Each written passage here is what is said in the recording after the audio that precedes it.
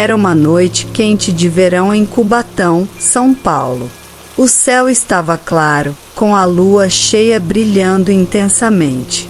Enquanto eu estava na varanda de casa, curtindo uma cerveja e ouvindo música, fui interrompido por um estranho barulho vindo da rua. Curioso, aproximei-me da janela e deparei-me com uma criatura grande e escura correndo pela calçada. Parecia um cachorro, mas sua estatura e musculatura eram fora do comum.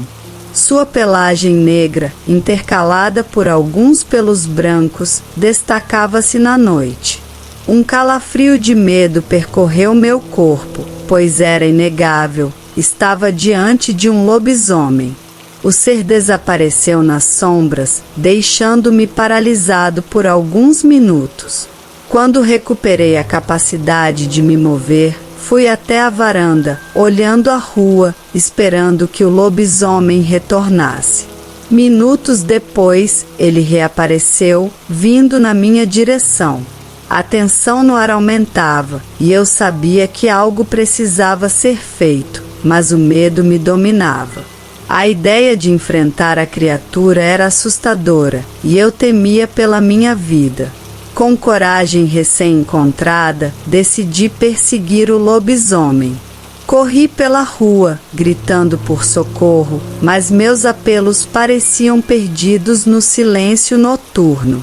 O lobisomem era incrivelmente ágil, superando-me em velocidade. Enquanto eu corria, desesperado, clamando por ajuda inexistente, ele se aproximava rapidamente. De repente, o lobisomem parou e fixou seus olhos em mim, rosnando. Estremeci, sem saber como proceder diante da ameaça iminente. Então, uma luz surgiu na rua. Era um carro da polícia. O veículo parou e os policiais saíram. Ao avistarem o lobisomem, observaram cautelosamente, preparados para intervir caso fosse necessário. Surpreendentemente, o lobisomem, ao sentir a presença policial, recuou e desapareceu nas sombras. Os policiais se aproximaram de mim, questionando sobre o que haviam testemunhado. Eu, ainda tremendo de medo, expliquei que era um lobisomem. Um lobisomem? Perguntou um dos policiais com incredulidade.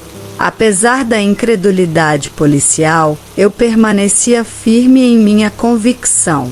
A noite de terror tinha acabado, mas a memória daquela experiência extraordinária ficaria comigo para sempre.